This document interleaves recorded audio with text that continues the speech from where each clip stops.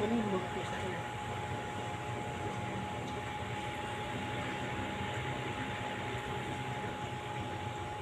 Hinigop niya yung tubig para maubos yung tubig, makain niya yung mga isda ba.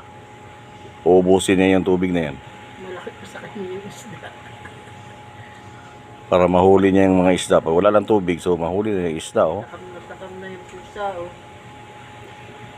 Uubusin niya yung tubig. Sabi niya, gaganda pa naman ang kulay ng isda. Halimbawa mo naman ito dito. Nag-isip. Lapit na maubos ang tubig ng pispan. Kunti na lang. Makain niya lahat ng koy.